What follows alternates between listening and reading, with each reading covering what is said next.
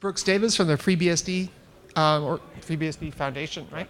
Project. And he's going to talk about LLVM, integrating LLVM into FreeBSD.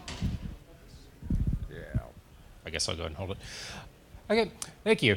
So yeah, I'm here today to talk about our work integrating LLVM into FreeBSD, mostly Clang, but in the future more LLVM bits. Myself, I'm on the FreeBSD core team, and I'm sort of the semi-self-appointed Toolchain lead, so I run Toolchain summits and get people to show up. And I also maintain the port in our package collection of LLVM and Clang.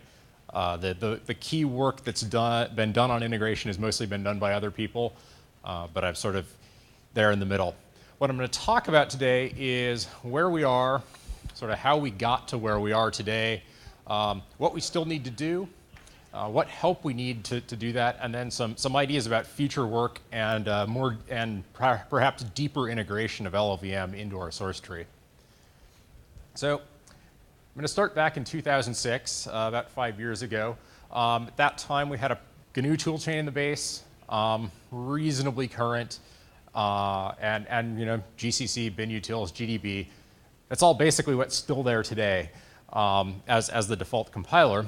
One interesting thing that did happen in 2006 is that we, as part of a project called HWPMC, which looked at hardware performance counters and made them accessible, a project was started called BSD ELF tools, which is basically the goal is to replace bin utils with new pieces of code. This came out of the fact that to do all the performance counter work, they needed most of a libelf. And so they started doing other things. The first big piece of that got integrated into our tree is an AR implementation, which was implemented in libarchive. So our tar speaks AR. That was actually in 2007. But that project is tooling along, and it actually has most of the pieces done other than a linker and an assembler. But pretty much everything else, your NM, your obj dump, strings and the like, is there, and some of those are integrated, some of those are not. So 2007, GPL-v3 came along after many years. We were, as a BSD licensed operating system project, this kind of put us in a quandary. We knew that once GPL-v3 was out, all the tool chains issued a new release for the sole purpose of changing the license within the next month. And for us, that was a big problem. We didn't actually make our formal policy declaration as to what we were doing with v3 immediately, but we did say you can't put it in until we decide. It did take us a couple months, and we basically at that point said, you know, a lot of our customers, a lot of the people who consume FreeBSD cannot accept v3 in-house. Some of them have had changes in policy over time, but a number of them still have a fairly strictly enforced, if it's GPL v3, it better not come in the door policy. So that was a big deal. And that led to a toolchain freeze, effectively. We had a few minor revisions to GCC that we could pull in, a few GDB bits. In some cases, we've been able to get authors of patches to give us specific license to use them under GPL v2. But essentially, we were frozen. And the issue for us was, you know, we knew we needed another solution, but we're operating system developers. We don't write compilers. We don't know what we're doing when it comes to that. So we were sort of stuck. And so we dithered about policy for a while, and then we finally said no v3 in the tree. And then we said, okay, well, now what? Some of the other projects, OpenBSD went off and started working on PCC, but we kind of felt we wanted a performant compiler. So we didn't really feel that was going to be a real option for us. Fortunately, Clang was announced, and the initial code was obviously not something we could import into the base. It wasn't self-hosting by any means, and it wasn't a C++ compiler at all. But that gave us some hope. 2008, 2009, lots of things happened in the Clang and LLVM world, lots of progress. I'm not going to talk about that, but lots of good stuff went on. We made some minor updates and fixes to our tool chain, but essentially it just sort of aged. For x86 and AMD 64, it hasn't been a huge problem, although new Intel instruction sets have had minor issues. It's been kind of a pain to get those added. But it's been a bigger problem in the embedded side, where there's lots of MIPS and ARM processors coming out all the time, and our consumers want to use them and want to use features on them. So that's been a big deal. We also, during that time, we invited Chris Latner to come and speak at BSDCan. That generated a fair bit more interest in the whole process, in the possibility of using Clang, and got people thinking about, this is potentially a viable alternative. 2007, Clang became self-hosted, and so that at that point we said, okay, now we've got something that's a way forward. We know we have a performant compiler here, and this is something we could consider importing. So some developers started working sort of in the background on getting the compiler integrated into the system. In May, we held a BSD Toolchain summit at BSDCan. We had people from Apple in the Unix tools group. We had customers like NetApp and Juniper, a bunch of developers, people from the FreeBSD Foundation. We talked about, what's our way forward? And our proposed way forward was that we would, over time, replace GCC and all the other attendant bits of the tool chain. And with GCC itself, we were looking to replace it with Clang. Now, an interesting bit of timing that happened when we were working on this was that we were talking about all of our various gaps, and things like the linker came up, things like a C++ library came up, and of course a debugger. We talked about a number of options there. The actually most running one that we had at the moment was one that another developer of the project had written because he was bored in D. So we considered briefly giving him the Palstra Award for obscure language choice after our developer who developed our entire source distribution system in Modula 3. But for a while we seriously considered it. The fact that there is an LLVM front end was promising, but not really the direction we wanted to go in. The interesting thing, though, as we were talking about all this, the next day after the Developer Summit, Apple announced LibC++ as a project and open sourced that. Obviously, it's taken a while to get to the point that that's something we could use, but that was a fortuitous bit of timing. At the point of the summit, we had patches available to build Clang and LLVM with the base system, and shortly thereafter, in June, we did an initial import. So we brought those together.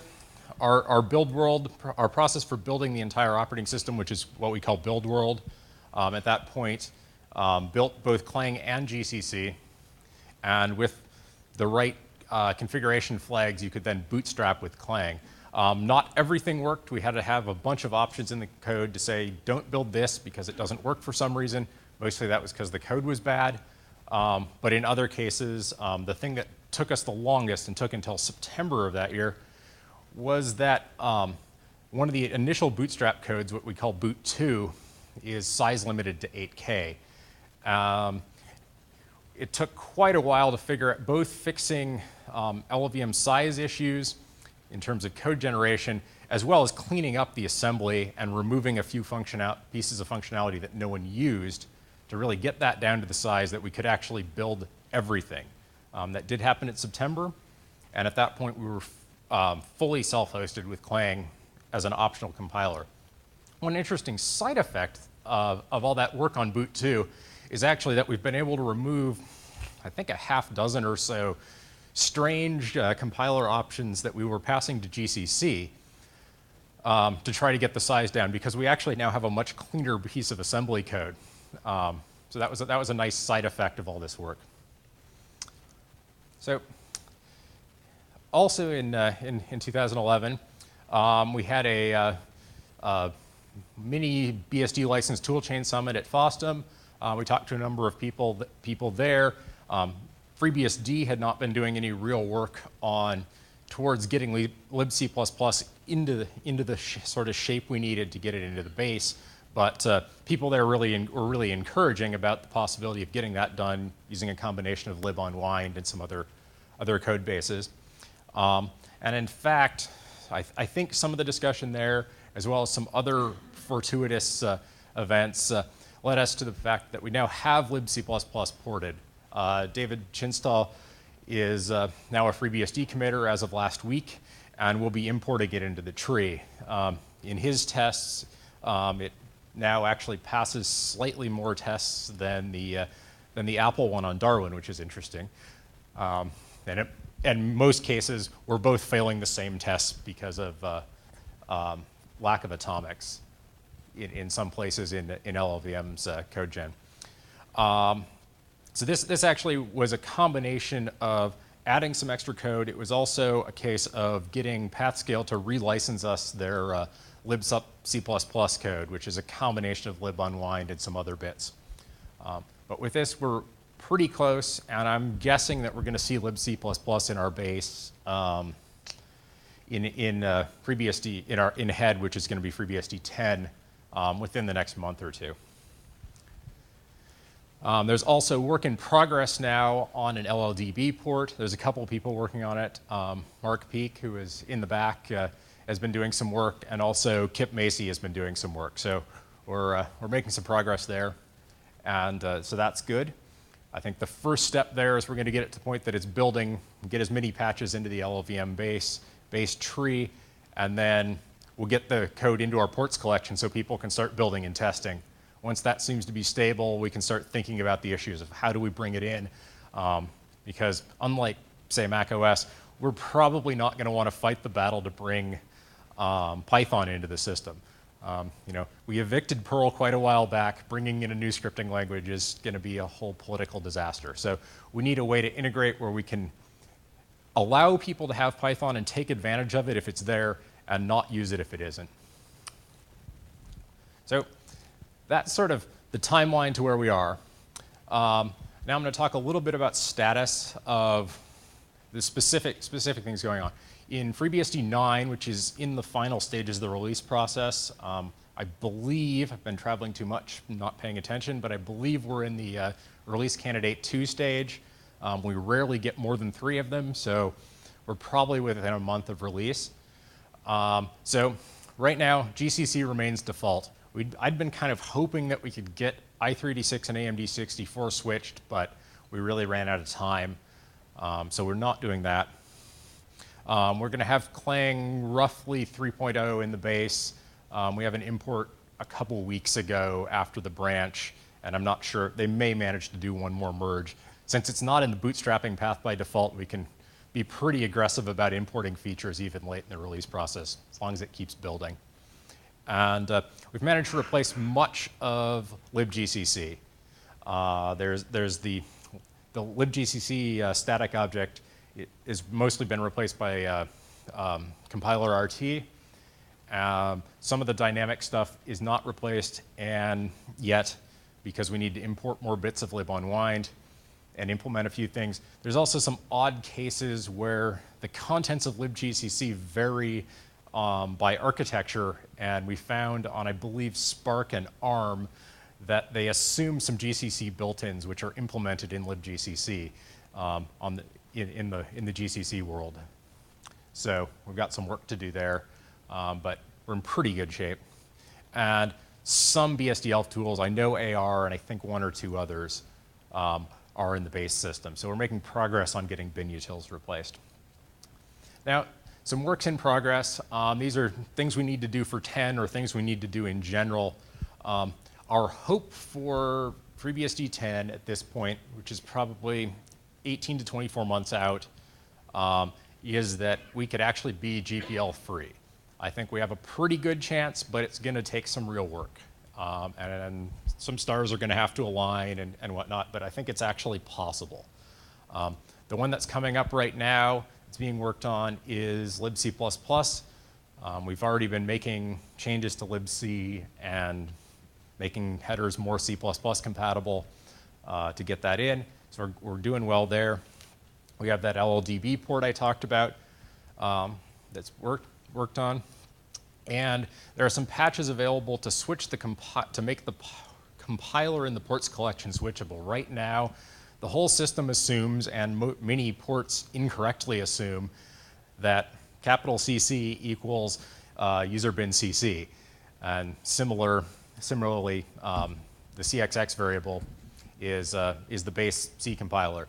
We need to change that for a number of reasons, but in this case, we know that some consumers are going to be perfectly happy if user bin CC becomes Clang and their ports continue to build, and as long as that works, great. But right now, we're building only a little over half of the ports collection with Clang, and then we bump into some large dependency block, and there's an iterative cycle to fix things.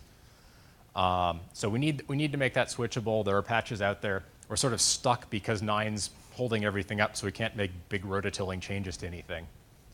But that's in progress.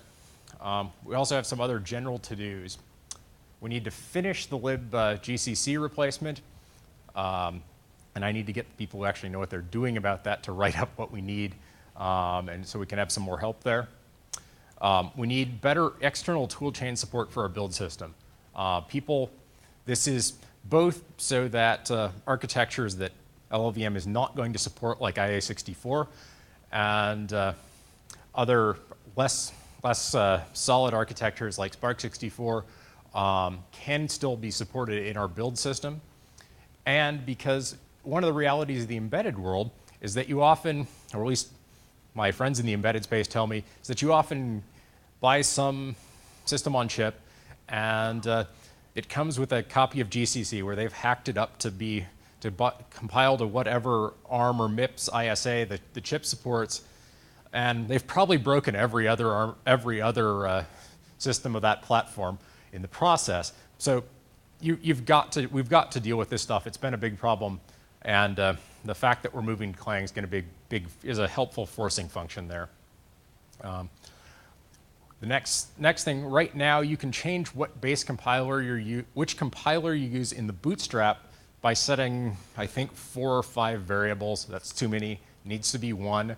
We also need the ability to easily switch at compile time which compiler is going to be installed as user bin CC and user bin C++. So we need to get that cleaned up. Small matter of programming, should be easy. And we need to be able to set that default on a per architecture basis, because right now we could easily switch i386 and AMD64 to using Clang, but we couldn't switch ARM, for instance. And we just need to generally clean up our cross-build support and get it all integrated with the Clang driver.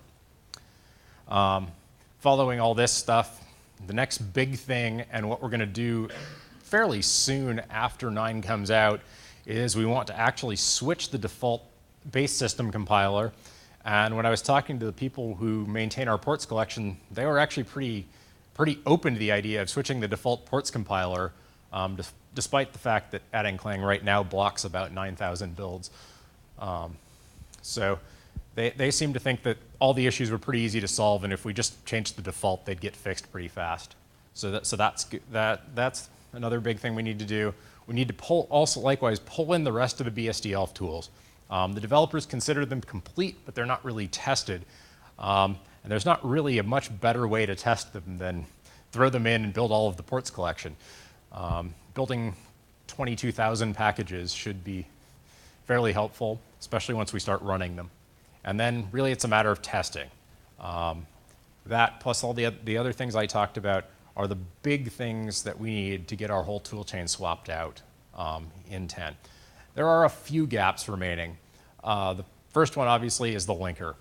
I'll be attending the linker session earlier.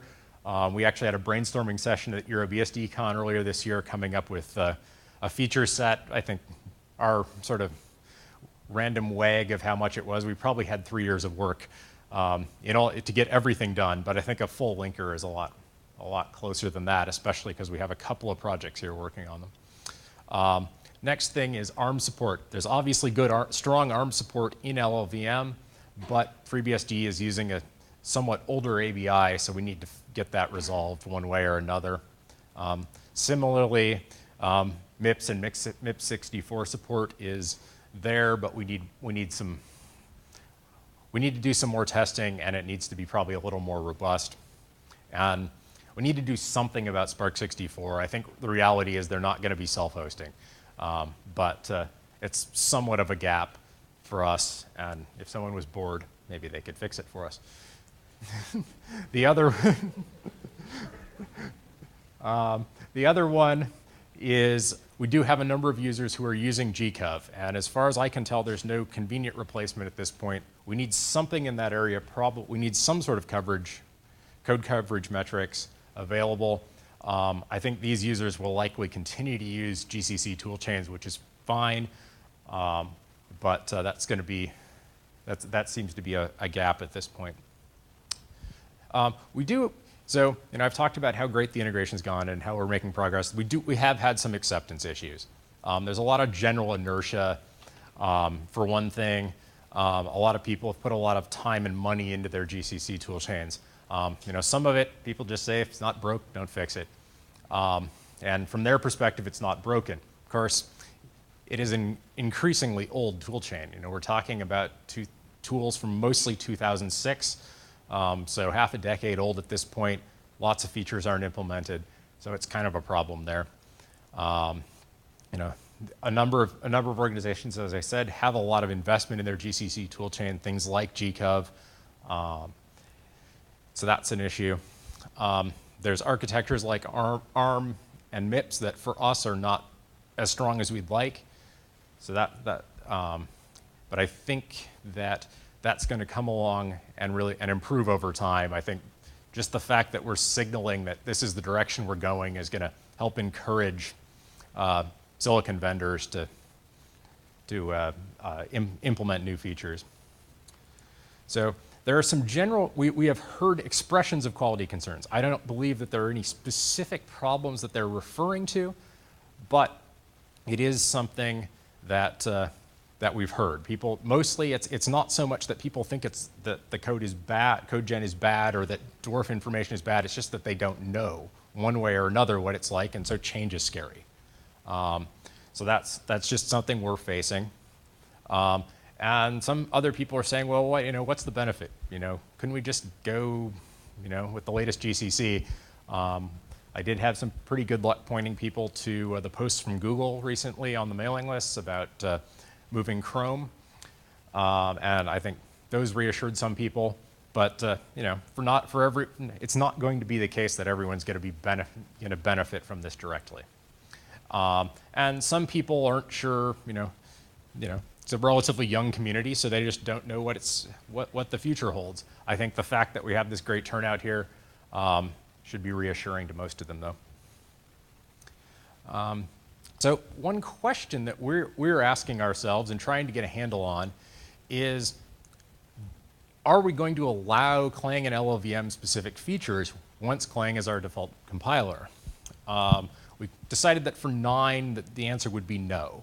Partially because we didn't have any, but also partially because there was enough work to do without having to deal with the fact that we'd have part of the code base that couldn't compile. So we're still trying to get our hands around it, but the big question is, if we do it, when, and what sort of features. For when, I think that our current view, and I haven't heard any real objections from the community at this point, is that we would accept optional features in FreeBSD 10. And I'll talk about one of those features in the next slide. So features could either be something that you didn't have to use, a driver or a module that was not necessary, or some sort of partial build, something that generated better error output or better analysis. And that would be okay. The other thing would be anything that you could compile out with a standard C compiler and a standard preprocessor. There's also the question in the farther future, certainly not in 10, or I think almost certainly not in 10, possibly in FreeBSD 11, should we consider the possibility of non-optional features? I think at this point there would be an incredible amount of resistance to that, but if there were non-optional language features that could be dealt with through source-to-source translation, that might be a possibility. I think that would really raise the bar because you'd have to redo all the build system, but I think it's conceivable that we could get there. So I'm going to talk now about three potential projects. This one's actually a concrete thing. It was presented in a poster at the European LLVM developers meeting, but it's a project that's at the University of Cambridge, SRI, and Google to implement temporal logic assertions. The idea is that you represent things that have to be true temporally. For instance, that if this is true now, then you can assert that this must be then that must be true in the future, or that something must have been true in the past. So that's the simple temporal logic. There's also the concept of automata, where you can describe a state machine and you can assert that the state machine holds throughout a computation. And this is something that's verified in runtime. They're using Clang to insert instrumentation into the system, and their whole design is that if you just set the macros right, you can just compile it out with CPP. But if it's there, you can do a lot of model checking and do it at runtime. So all these assertions that you defined in this case are defined at runtime, and only experienced paths are tested, because this is an action on operating code. And then when things fail, it's a classic assertion. So you have your option. You can either panic, which would be a traditional behavior of a kernel assert. You could alternatively issue a stack trace at that point, or you can generate a dtrace event, and then you can pretty much do anything from there. There's work ongoing at Google to add code to OpenSSL to verify that the security model is being followed, so that to verify that consumers are using OpenSSL correctly. There's some work in FreeBSD to verify portions of the network stack, and look at verify that your TCP state machine is actually being followed. And so this is pre-publication work at the University of Cambridge, but it looks pretty interesting so far. Another idea we've discussed is the idea of implementing a JIT for the Berkeley packet filter, or BPF. There's an existing JIT in FreeBSD derived from the one in WinPCAP, but it's a very, very simple JIT. It just looks at the bytecode in the Berkeley packet filter and emits assembly into a buffer, and then or emits machine code into a buffer, and then runs it. There's no optimization on it, and it's hard coded. And right now, you have to write one for every architecture. So there happens to be one for i386 and AMD64, and I believe there's one out of tree for MIPS. But that's the problem for other platforms. And of course, if you got new instructions that would be useful in this case, that would be useful, you would have to modify the kernel module. So one thing we've been throwing around is the idea of having a daemon in user space that would allow us to pass up to compile the packet filter rules into IR, pass them into user space to be compiled into machine code, and then return down. The reason for the daemon model is, of course, that we don't have C++ in our kernel, and you would need an awful lot of C++ to get LLVM working in your kernel. And another project that some people are contemplating is looking at firewalls. It's worth observing that firewalls are all domain-specific. Firewall rule sets are domain-specific languages. They generally are converted into bytecode and interpreted in the kernel. And so, why couldn't we speed them up? One of the problems that additionally that FreeBSD has had is that we have too many firewalls. We're at the moment down to 3, but we'd really like to bring in the syntax from the later versions of the PF packet filter, but we don't want to break our users, so that would involve a 4th packet filter if we brought that in. And then there's other things like NetBSD's NPF. So there's an issue there. So one one developer is proposing doing some research on possibly something with the one firewall to end the ball, and try to get us maybe someday as an aspirational goal, get us down to one firewall in the kernel. So that's really where we are on these ideas. I think overall, we're seeing that the FreeBSD and LLVM are a really powerful combination. Even just with the Clang compiler, we're getting a lot of cleanup benefits in the code base. We're having some minor issues in terms of compiling the system with warnings being errors, mostly because of the GCC code base. That's the majority of errors at this point. But mostly because it's just ancient code. But we're really, I think, pretty happy with where we are, and I think we've got a pretty bright future here. So with that, I'd be happy to take any questions.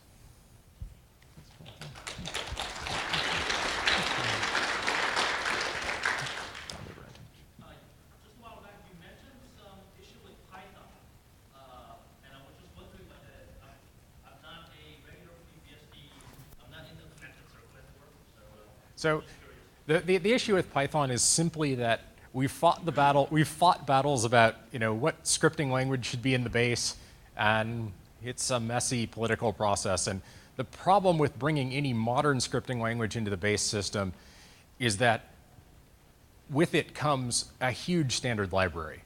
Perl, for instance, pulls in 60 megabytes of code, and so we don't really want to add that to our code base. Our view is that with LLDB and its use of Python, my understanding is that LLDB's use of Python is mostly for optional features as well as for scripting. So we'd like to integrate LLDB in a way that if the user installs Python, they can take advantage of that. And if they don't install Python, they still have a debugger. So it's not that we hate Python. It's just that some people also love Ruby, and some people like Perl, and Jordan still likes Tickle, so we're at this point, no one's really willing to fight what scripting language should be in the base. If it were Lua, that might actually get through because it's so small, but that's really the only issue. Yes. So you mentioned that the version of LLVM you have is slightly past 3.0. Who makes the call for what the actual LLVM code you bring in? Who knows what patches to pull? So what I believe people are doing at this point is they're just importing snapshots of a particular revision from the LLVM repository. We're actually just slightly post-branch and obviously pre-release. And so there's a couple of developers who are working on the import, and they mostly decide to do it when it seems like a good idea and when they aren't seeing signs of a lot of upcoming churn. So that they're in a situation where they think they could safely pull stuff. Longer term, we'll probably get to a point, certainly if we get to the point where we're actually providing any of the library interfaces, which right now we don't. Clang is a really giant binary right now. If we were providing those library interfaces, then we would probably have to stick to a particular LLVM release. But right now, we don't see any big benefit to that. We'd rather be taking advantage of the improvements in the LLVM code base and sort of sacrifice some of the ABI and API stability for that. I think in 10, once it's the base compiler, we're probably going to have to commit to an LLVM. I think there's a good chance we'll have to commit to an LLVM release. Although it may be that we'll change our mind and have a policy where we bring in releases over time. Something we're going to have to think about going forward. As long as it's simply the compiler, it's probably okay if things change. We might, even if we provided libraries, end up renaming them though, so they didn't conflict. We've done that before.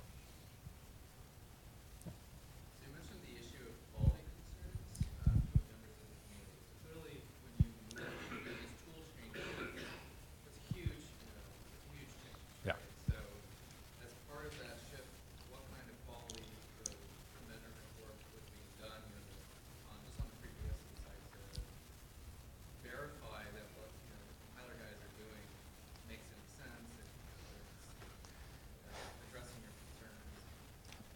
We're not really doing anything formal. The most specific concern that I've heard is just concerns about whether dwarf generation is sufficiently similar to GCC that GDB will be happy.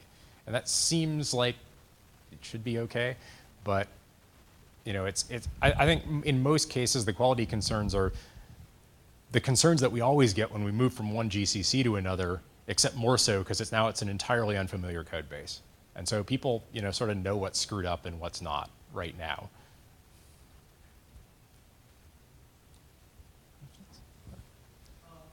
You mentioned certain issues with ARM platform as well. Uh-huh. What are the big stumbling blocks and how can members of the community help? I'm not the best person to ask that, but my understanding is that we're using an older ABI and a different ABI specifically than Apple, and so I'm not sure what needs to change to generate the right ABI output at this point. Yes.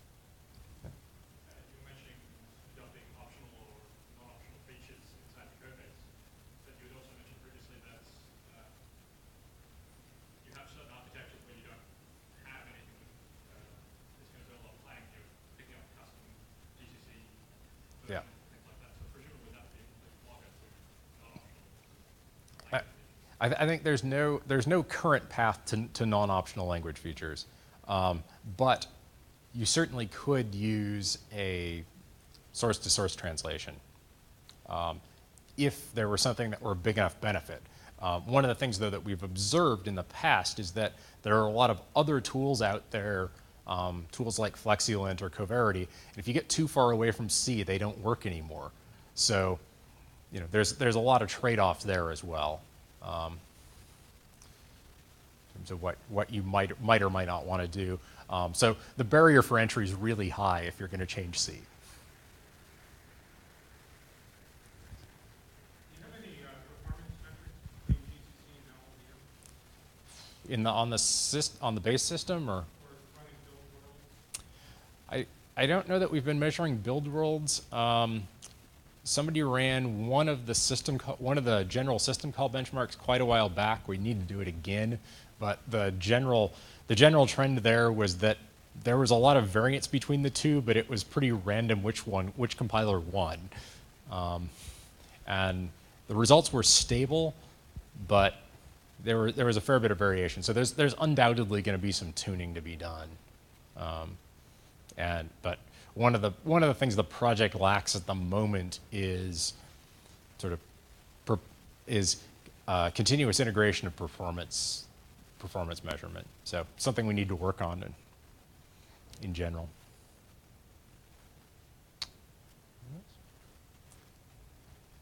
Okay. Thank you, everyone.